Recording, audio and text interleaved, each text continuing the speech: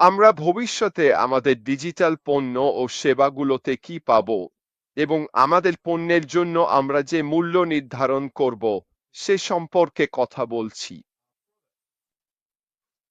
এবং ব্যাপারটা হলো, সেই মূল্য যাই হোক না কেন আমরা জানি না, শুধু অনুমান করতে পারি।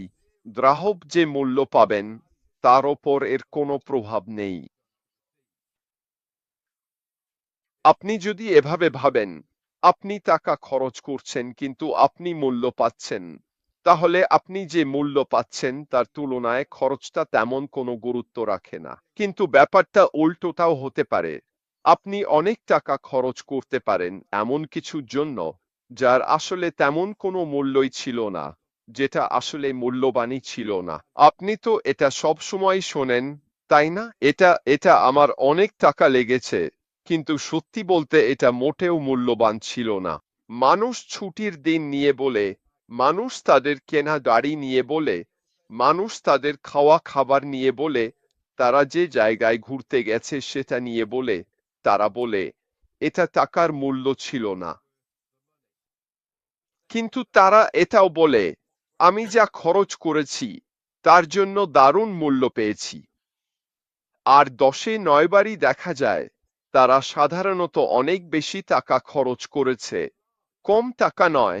তারপরও বলে তারা তাদের খরচের জন্য ভালো মূল্য পেয়েছে। এটা খুবই মজার বিষয়। আর যখন আমরা আমাদের পরবর্তী ধাপে পণ্য ও সেবার দাম দেখি, তখন সেই দামের ট্যাগ দেখে যেন ভয় না পাই। আমি কেন এটা বলছি? কারণ মানুষ যা কিনতে যাচ্ছে তার মধ্যে এত বেশি মূল্য থাকবে যে সেই দামের ট্যাগ আসলে তেমন কোনো গুরুত্বই রাখে না, কারণ মানুষ যে মূল্য পাবে তার তুলনায় দামটা তুচ্ছ। এখন আমি আমার গুগল এইতে মূল্যের কোনো দাম নেই এ নিয়ে খুঁজেছিলাম, আর এটা নিয়ে যা বলেছে তা বেশ মজার ছিল। এবং এতে বলা হয়েছে মূল্যের কোনো দাম নেই। এই বক্তব্যটি বোঝায় যে কোনো কিছুর উপলব্ধি করা মূল্য তার আর্থিক খরচের চেয়েও বেশি। যেখানে দাম একটি নির্দিষ্ট সংখ্যা, সেখানে মূল্য হলো ব্যক্তিগত চাহিদা, উপকারিতা এবং সন্তুষ্টির ওপর ভিত্তি করে গড়ে ওঠা এক ধরনের ব্যক্তিগত মূল্যায়ন। উদাহরণস্বরূপ, একজন ক্রেতা হয়তো কোনো পণ্যের উচ্চতর পারসিভ মান বা আবেগগত সংযোগের জন্য বেশি দামি পণ্য বেছে নিতে পারেন, যদিও সস্তা বিকল্প রয়েছে। এটা তো বেশ মজার, তাই না? অনেকেই এমন কিছুতে বেশি টাকা খরচ করতে পছন্দ করেন যার অনুরূপ কোনো সস্তা বিকল্প আছে, কারণ তারা জানেন ওই নির্দিষ্ট কোম্পানির পণ্যে বেশি টাকা খরচ করলে তারা আরো ভালো মূল্য পাবেন। মজার, তাই না? এ কারণেই মানুষ, ধরুন গাড়ি কেনার সময় নির্দিষ্ট কিছু ব্র্যান্ডের দিকে ঝোঁকেন এবং সেই ব্র্যান্ডের গাড়ির জন্য বেশি টাকা খরচ করেন, কারণ তারা মনে করেন ওই ব্র্যান্ড থেকে তারা তাদের খরচের জন্য আরো ভালো মূল্য পাচ্ছেন, যদিও সেটা অন্য কোনো ব্র্যান্ড বা মডেলের গাড়ির তুলনায় তাদের জন্য বেশি খরচ হতে পারে। স্পষ্টতই অনেক গাড়ির ক্ষেত্রে এক ধরনের প্রাচুর্য দেখা যায়, কিন্তু সাধারণভাবে মানুষ এমন গাড়ির দিকেই ঝোঁকেন যেগুলো তাদের টাকার বিনিময়ে আরো বেশি কিছু দেবে, অর্থাৎ আরো ভালো মূল্য, আরো অনেক সুবিধা। একইভাবে মানুষ বিভিন্ন সুপারমার্কেটে কেনাকাটা করে। সবাই নানা ধরনের সুপারমার্কেটে কেনাকাটা করে। কেন?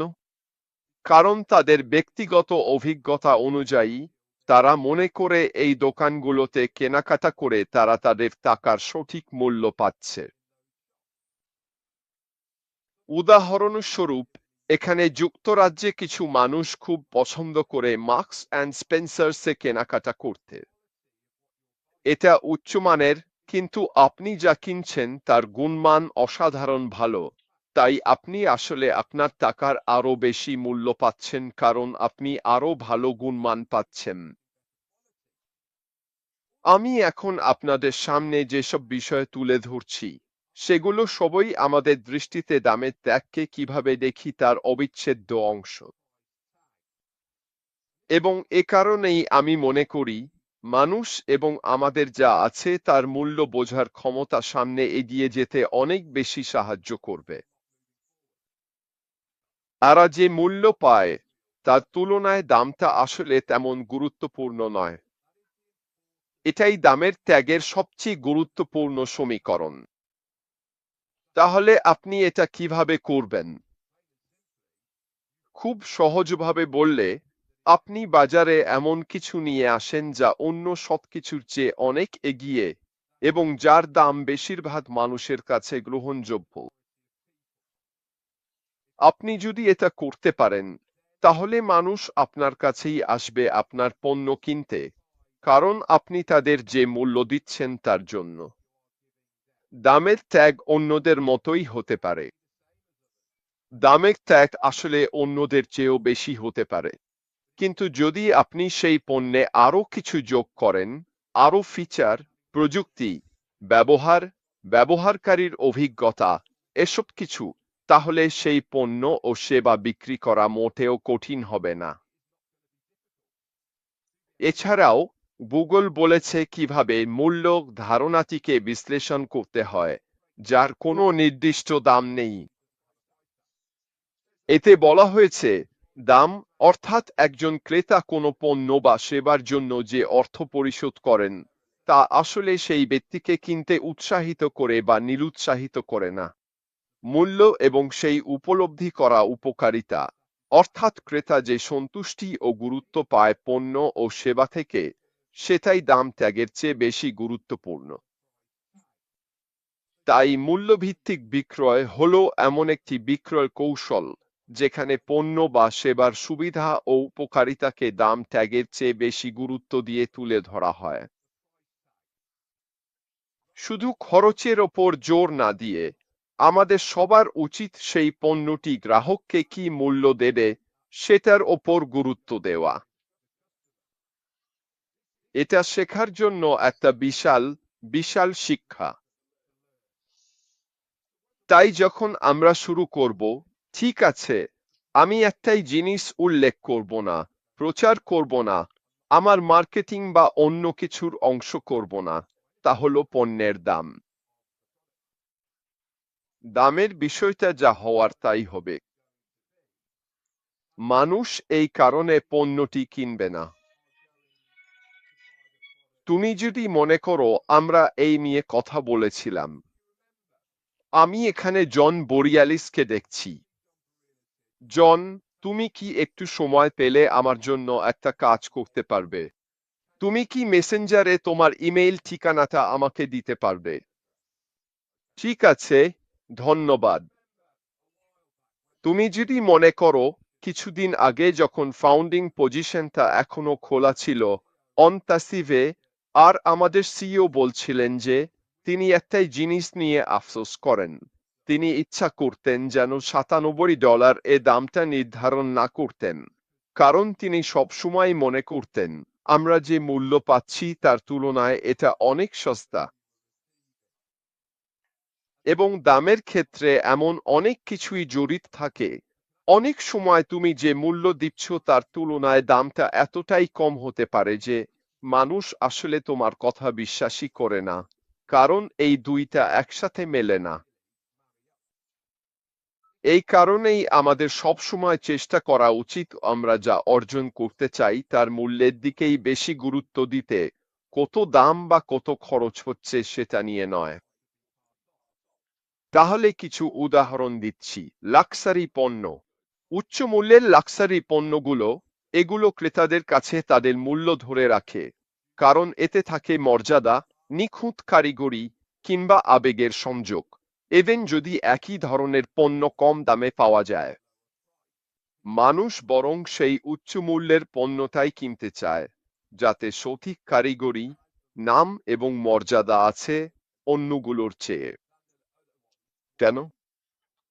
কারণ তারা ওই পণ্যের মধ্যে যে মূল্য পাচ্ছে সেটার জন্যই।